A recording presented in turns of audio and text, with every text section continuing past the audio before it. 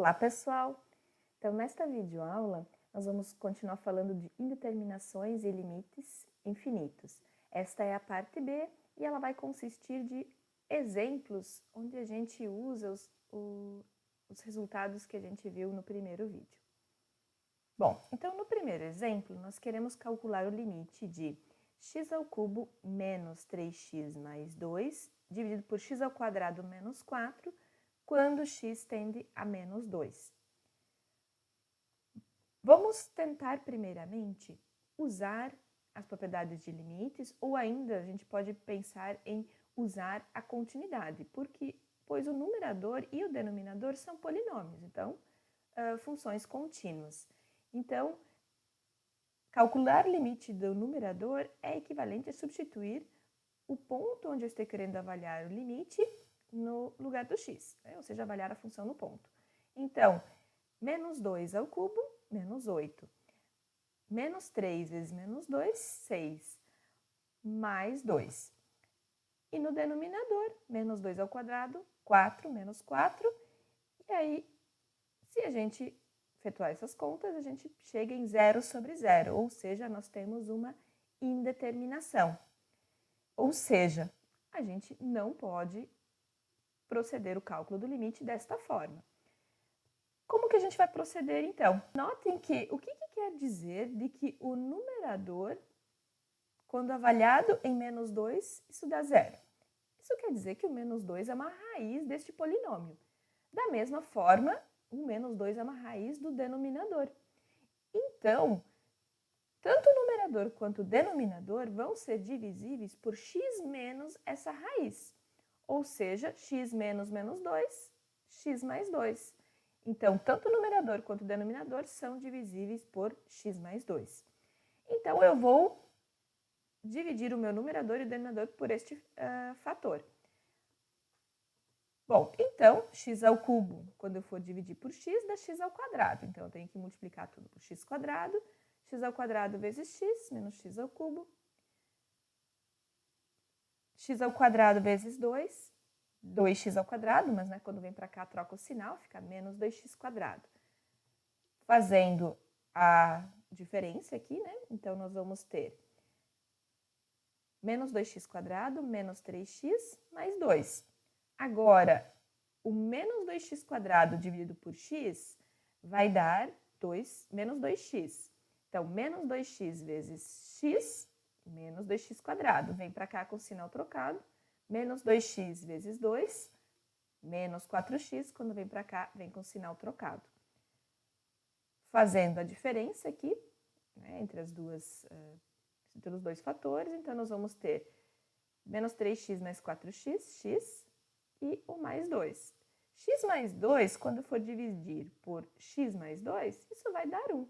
Então, eu vou ter que multiplicar aqui por 1, então fica x mais 2, mas quando vem para o outro lado, fica menos x menos 2. E aí nós temos um resto zero. Isso quer dizer o quê? Quer dizer que o meu polinômio x ao cubo menos 3x mais 2 pode ser escrito como x ao quadrado menos 2x mais 1 vezes x mais 2. E nós vamos usar isso para calcular o limite pretendido. Então, eu venho aqui no meu limite, reescrevi o limite. Então, este numerador eu substituo pelo produto destes dois polinômios, que a gente acabou de obter pela divisão. E o denominador, também, o menos 2 é uma raiz deste polinômio. No caso, nós temos aqui um produto, podemos usar um produto notável, né? E reescrever x ao quadrado menos 4 como x menos 2 vezes x mais 2. Bom, com isso, a gente percebe que o numerador e o denominador, eles têm um fator em comum. Então, podemos simplificar esses fatores e aí a gente chega em limite de x ao quadrado menos 2x mais 1 dividido por x menos 2, quando x tende a menos 2. Ao fazer essa fatoração e essa simplificação, a gente provavelmente, né, vai estar conseguindo eliminar a indeterminação. Se a indeterminação ainda permanece, a gente continua o processo de tentar simplificar. Então, a gente tenta novamente agora aplicar as propriedades de limites, né, ou no caso a continuidade, Então, avaliando o numerador em menos 2, nós temos menos 2 ao quadrado, 4, menos 2 vezes menos 2, 4, mais 1 no numerador. No denominador, menos 2 vai dar menos 4. Então, no numerador nós temos 9, ou seja, este limite é menos 9 quartos. Assim, conseguimos eliminar a indeterminação e calcular o limite pretendido. Vamos para um próximo exemplo. Neste exemplo, a gente quer calcular o limite de raiz quadrada de 16 mais 2x menos 4 dividido por x quando x tende a zero. Aplicando as propriedades de limites, ou a continuidade, a gente percebe que, então, no numerador, nós vamos ter raiz quadrada de 16 menos 4, ou seja, 4 menos 4, que vai dar zero.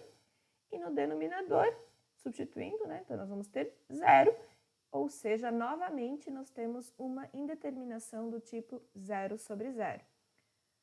Como é que a gente vai proceder aqui?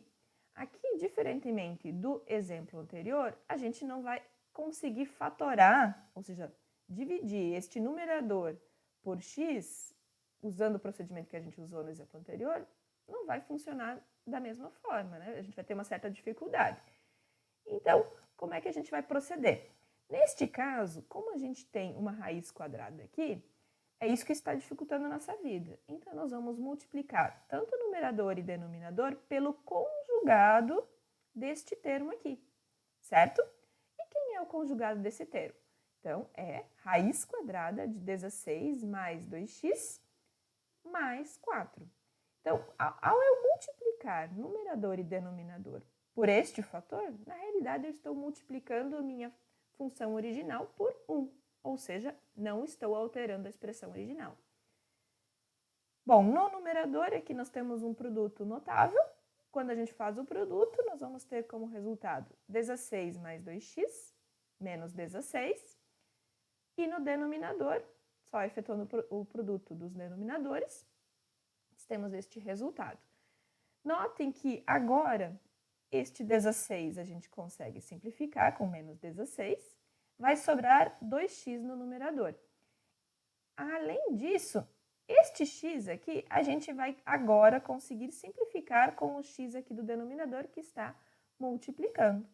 E aí, nós estamos querendo calcular o limite, vai sobrar no numerador 2 e no denominador raiz quadrada de 16 mais 2x mais 4. Agora, nós vamos novamente tentar aplicar as propriedades de limites para calcular esse limite. Então, no numerador nós vamos ter 2, no denominador, quando eu substituir aqui o zero, vai sobrar raiz quadrada de 16, que no caso é 4, mais 4, 8. 2 sobre 8, simplificando, dá 1/4. Então, nós, ao efetuarmos essa multiplicação pelo conjugado, nós eliminamos a indeterminação e assim calculamos o limite. Bom, agora, no próximo exemplo, eu quero calcular o limite de cosseno de x dividido por x ao quadrado quando x tende a zero. Então, sempre a gente começa tentando aplicar as propriedades de limites para calcular os limites. Se a gente se depara com alguma indeterminação, a gente procede da forma adequada para cada caso. Mas sempre a gente precisa saber qual é a indeterminação que a gente tem presente naquele limite. Então, aqui, aplicando as propriedades, antes de aplicar as propriedades, eu reescrevi aqui o cosseno de x sobre x ao quadrado como sendo cosseno de x vezes 1 sobre x ao quadrado. Bom, por que eu fiz isso, Porque agora eu tenho um produto de duas funções. Aplicando as propriedades, isso é o limite de cosseno de x quando x tende a zero, vezes o limite de 1 sobre x ao quadrado quando x tende a zero. Vamos relembrar uma propriedade que a gente viu na parte A deste vídeo. Nós vimos que o limite de 1 sobre x na n, quando esse n é par, e x tendendo a zero pela direita e x tendendo a zero pela esquerda, ambos são infinitos. Então, este limite de 1 sobre x ao quadrado, quando x tende a zero, é infinito. E o limite de cosseno de x quando x tende a zero, bom, cosseno é uma função contínua, então isso é cosseno avaliado em zero, que no caso é 1. Então, nós vamos ter 1 vezes infinito. Bom, quanto dá 1 vezes infinito? Pelas propriedades lá que a gente viu, né, anteriormente, também na parte A deste vídeo, nós vimos que se a gente tem o limite de uma função sendo L e o limite da G sendo infinito, então, o produto, se eu for olhar para o limite do produto dessas duas funções, então isso vai ser L vezes infinito, ou seja, se esse L for positivo, então vai ser infinito, que é o nosso caso. O nosso L é 1. Então, 1 vezes infinito, isso vai dar infinito. Então, o limite de cosseno de x sobre x ao quadrado, quando x tende a zero, é infinito. Vamos a um próximo exemplo. Neste exemplo, eu tenho a função f de x dada por x ao quadrado mais 3x mais 1, dividido por x ao quadrado mais x menos 6. E aí, tendo esta função, eu quero determinar os limites desta função quando x tende a 2 pela esquerda, quando x tende a 2 pela direita e quando x tende a 2. Vamos começar olhando para o limite desta função quando x tende a 2 pela esquerda. Se a gente substituir o valor, né, o 2, tanto no numerador quanto no denominador, né, ou seja, pensando em usar as propriedades de limites, nós vamos ter no numerador 2 ao quadrado, 4, mais 3 vezes 2, 6, então 4 mais 6, 10, mais 1, 11. E no denominador, substituindo o 2, nós vamos ter 2 ao quadrado, 4, mais 2, ou seja, 6, menos 6, 0. Então, no numerador, esse numerador tende a 11 e o denominador vai tender a 0. Ou seja, nós vamos ter um problema no denominador porque nós teríamos uma divisão por 0 se a gente aplicasse as propriedades de limites diretamente. Então, como é que a gente vai proceder para calcular esse limite lateral? Bom, como o 2, ao substituir ele aqui neste polinômio, isso zero, quer dizer que o 2 é uma raiz deste polinômio, ou seja, nós podemos fatorar este denominador. Mais especificamente, se a gente conhecer, é um polinômio de segundo grau, e se a gente conhecer as raízes deste polinômio, isso nos ajuda na hora de fatorar. Este polinômio eu posso escrever como x menos 2 vezes x menos 3, ou seja, x mais 3. Bom, por que eu escrevi desta forma este denominador? Porque isso me ajuda na hora da gente agora tentar calcular o limite mais uma vez. No numerador, a gente não tem nenhuma dificuldade em calcular esse limite, né? No ponto 2. Então, a esquerda, quer dizer que a esquerda e a direita, o limite desta função é o mesmo. Então, é 11. Aqui agora no denominador, x menos 2. Quando x tende a 2 pela esquerda, ou seja, o x está se aproximando de 2, mas com valores menores do que 2. Então, ao substituir aqui valores pertinho do 2, mas menores do que 2, nós vamos ter que este primeiro fator aqui, ele vai assumir valores bem pertinho do zero, mas negativo. Então, eu coloquei aqui o zero com um sinalzinho de menos para identificar, né, com um índicezinho de menos, para identificar que está se aproximando de zero, mas com valores menores do que zero. X mais 3, quando x tende a 2, vai se aproximar de 5. Bom, um número pertinho de zero, mas negativo, vezes 5, vai continuar sendo um número pertinho de zero, negativo. Agora, eu pego um número 11 dividido por um número pertinho de zero. Então, perto quanto você queira do zero, mas negativo, né? Então, esse quociente vai me dar um número negativo e, mais do que isso, em magnitude muito grande. Ou seja, este limite é menos infinito. Então, o limite da função f de x, quando x tende a 2 pela esquerda, é menos infinito. Agora, vamos usar esta mesma ideia para calcular o limite desta função quando x tende a 2 pela direita. Então, de novo, eu vou escrever o denominador na forma fatorada e agora, nós, diferentemente do caso anterior, nós vamos ter o x tendendo a 2 pela direita. Então, x menos 2, quando x tende a 2 pela direita, isso vai se aproximar de 0, só que com valores positivos. Então, eu coloquei o sinalzinho de mais. X mais 3, quando x tende a 2 pela direita, vai tender a 5. O numerador vai tender a 11. Então, um número, né, perto de 0 vezes 5, só que 0 positivo, vai continuar sendo um número pertinho de 0 positivo. Agora, eu vou dividir 11 por um número pertinho de 0, mas positivo, então isso vai se tornar um número muito grande, ou seja, este limite, ou seja, esse quociente aqui, ele vai tender a mais infinito. Então, o limite da função f de x, quando x tende a 2 pela direita, é mais infinito. Bom, então o limite à esquerda do ponto 2 é menos infinito, o limite à direita do ponto 2 é infinito. E aí, o que a gente pode dizer sobre o limite da função do ponto 2?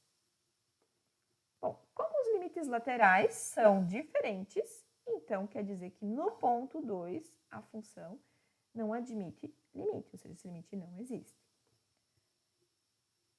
Para vocês entenderem um pouquinho melhor este exemplo, eu vou apresentar aqui para vocês o gráfico desta função. Então, eu só coloquei um resumo aqui, né, dos limites que a gente acabou de calcular. Então, no ponto 2, o limite à esquerda é menos infinito, ou seja, a função, ó, essa reta em vermelho é só para identificar, né, o x igual a 2. Então, à medida que o x vai se aproximando de 2 pela esquerda, a função assume valores cada vez menores. Já quando o x se aproxima de 2 pela direita, a função assume valores cada vez maiores. Como, né, os comportamentos à esquerda e à direita do ponto 2 são diferentes, então o limite no ponto não existe. Poderíamos fazer uma análise similar à que a gente fez no ponto 2, no ponto menos 3. O limite da função f de x, quando x tende a menos 3 pela esquerda, é mais infinito. E o limite da função f de x, quando x tende a menos 3 pela direita, é menos infinito. Certo? Então, esta era a videoaula de hoje. Até a próxima!